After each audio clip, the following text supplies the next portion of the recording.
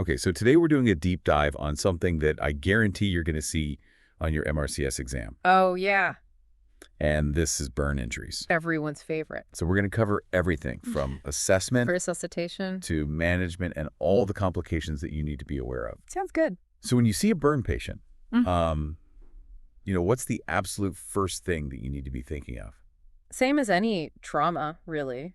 Yeah. Your ABCs, Right, the basics. airway, breathing, circulation, before we even think about the burn. So we need to make sure the patient is stable Exactly. before we even start thinking about, how big is the burn and all of that. Yeah, we've got time to assess the burn once we know that the patient's stable. Okay, perfect. And then as we're going through that initial assessment, is there anything specific we need to be looking out for? Yeah, so thinking about airway and breathing, we need to be really, really careful of potential inhalational injury. Okay, so inhalational injury. Hmm. What are some of the signs of that? So you're looking for anything that suggests that they might have inhaled hot gases or smoke. Okay. So, classically singed nasal hairs, soot around the mouth, any hoarseness of the voice or a cough. Okay. If you look down the airway and see carbonaceous sputum, that's a real red flag. Okay, makes sense. So we're looking in the mouth and the nose for signs of soot or burns. Exactly. And don't forget to listen to their breathing as well.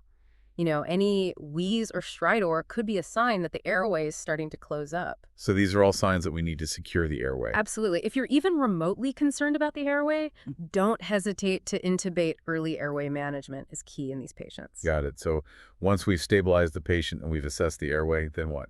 Then we need to figure out just how bad this burn is. Okay. What's the extent of the burn? How deep is it? And that's going to guide our further management. Perfect. So in terms of the size of the burn, how do we quickly assess that? So the quickest way to estimate the size of a burn is using the rule of nines. Okay, the rule of nines. So basically it divides the body up into areas that represent 9% or multiples of 9% of the total body surface area. Okay. So for example, the entire head and neck, that's 9%. Okay. Each arm is also 9%. The front of the torso is 18%. The back is 18%. Each leg is 18%. And then the genitals are 1%. Easy enough to remember. Yeah, it's a really handy tool to have in your back pocket. So using that rule of nines, that gives us a good idea of the extent of the burn. Exactly. And that's crucial for calculating things like fluid requirements, which we'll talk about later. But it's not just about the size of the burn, right? No, absolutely not. The depth of the burn is just as important. Okay, so how do we assess the depth of a burn? So burns are generally classified into two main categories, Oh. partial thickness and full thickness, and they have very distinct characteristics. Okay. So partial thickness burns, these are typically red or white in color. They often have blisters and they're painful. Oh. Because the nerve endings are still intact, full thickness burns, on the other hand, well, they look very different. They appear kind of leathery, they can be white or even charred, and importantly, they lack sensation because the nerve endings have been destroyed. So if it's not painful, that's a sign that it's a full thickness burn. Pretty much. Yeah, it suggests deeper damage. Got it. And this assessment of the depth is important for a number of reasons, but one of them is that it helps us decide whether we need to refer to a specialist center. Exactly. Not all burns need to be managed at a burns unit, Okay. but if we have a large burn or a deep burn or a burn in a sensitive area like the face or the hands or the genitals, We should be thinking about early referral. absolutely. Early communication with the burns unit is always a good idea. Perfect. So Yeah. we've stabilized the patient. We've assessed the burn. What's next? Resuscitation. Resuscitation. Yeah. Okay, let's talk about fluids. Fluids are the cornerstone of burn management.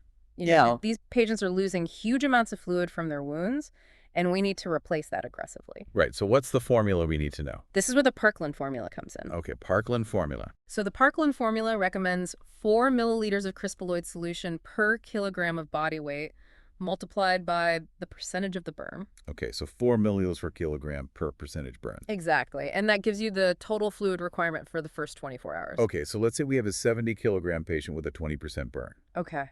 So that'll be 4 times 70 times 20, Which comes out to 5,600 milliliters in the first 24 hours. 5,600 milliliters. Okay. And that's a lot of fluid. It is, and here's the crucial part.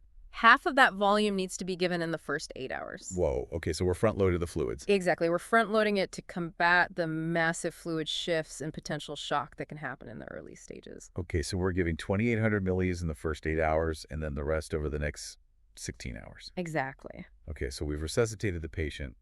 What are some of the complications that we need to be thinking about? Oh, there are a whole host of them. Burn patients are incredibly complex. Okay. Burns disrupt the body's natural barriers, and that can lead to a cascade of problems. Okay. So first up, we've got shock. Shock. Okay, so we've talked about giving lots of fluids, and that's to prevent shock. Yeah, exactly. The massive fluid loss from the burn can lead to hypovolemic shock. Okay. So we need to be aggressive with our fluid resuscitation, but we also need to monitor them closely, check their blood pressure, their heart rate, their urine output, all those vital signs. And if they're not responding to fluids? Then we need to think about other causes of shock. Could it be cardiogenic? Could there be a tension pneumothorax? Okay. We need to be thinking broadly. Right. And then infection is a big concern with burns. Right, huge. That damaged skin is a perfect breeding ground for bacteria. Okay. So we need to be incredibly meticulous with wound care. Right. So cleaning the wounds, dressing them appropriately. Absolutely. And we also need to think about prophylactic antibiotics. Okay. In some cases, particularly with large burns. Makes sense. So we've talked about shock, we've talked about infection. What about respiratory complications? Yeah, so ARDS, acute respiratory distress syndrome, is a major concern in burn patients. ARDS.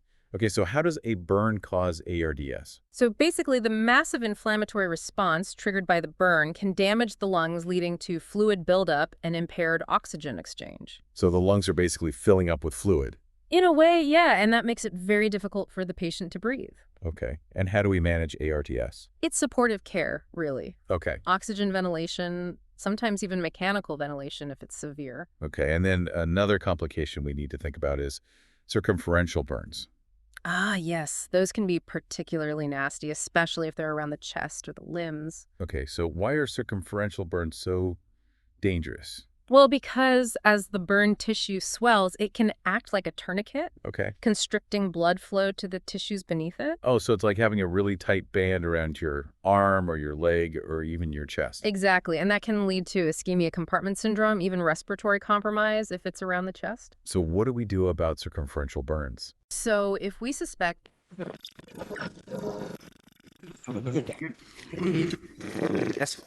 An escharotomy. Okay, what's that? It's a surgical procedure where we make incisions through the burn tissue Right. to release that constriction and allow the tissues to expand. Okay, so we're basically cutting through the burn to relieve the pressure? Exactly. It can be a limb-saving procedure. Wow. Okay, so we've covered shock infection, ARDS, circumferential burns. What about the kidneys? Are there any renal complications we need to be aware of? Absolutely. Burn injuries can also lead to kidney problems, and one of the biggest concerns is rhabdomyolysis. Rhabdomyolysis. Okay, break that down for me. So rhabdomyolysis is when damaged muscle tissue releases myoglobin into the bloodstream. Okay. And myoglobin is toxic to the kidneys. Yeah. It can block the tubules and lead to acute kidney injury. So the muscle breakdown is essentially poisoning the kidneys. In a way, yeah. Okay, so how do we monitor for rhabdomyolysis? So we need to be checking the urine, Yeah. looking for dark or tea-colored urine, which can indicate myoglobinuria. And we also need to be monitoring blood tests, checking creatinine levels and electrolytes. And if we see signs of rhabdomyolysis? Then we need to start aggressive fluid resuscitation to flush out those toxins and protect the kidneys. Okay, so lots to think about with burn injuries. Yeah, they're complex patients. But we've covered the basics here. The assessment, the resuscitation, and the main complications. And remember, the MRCS exam is all about applying your knowledge. Right. So don't just try to memorize facts. You need to understand why these complications happen. Okay. Why does a burn lead to shock? How does ARDS develop? What are the mechanisms behind these problems? So it's about connecting the dots. Exactly. And if you can do that, you'll be well on your way to acing that exam. Great advice. Thanks for taking us through that. No problem. Happy to help. And good luck to everyone out there studying for their MRCS. You got this. We'll see you in the next deep dive. Take care.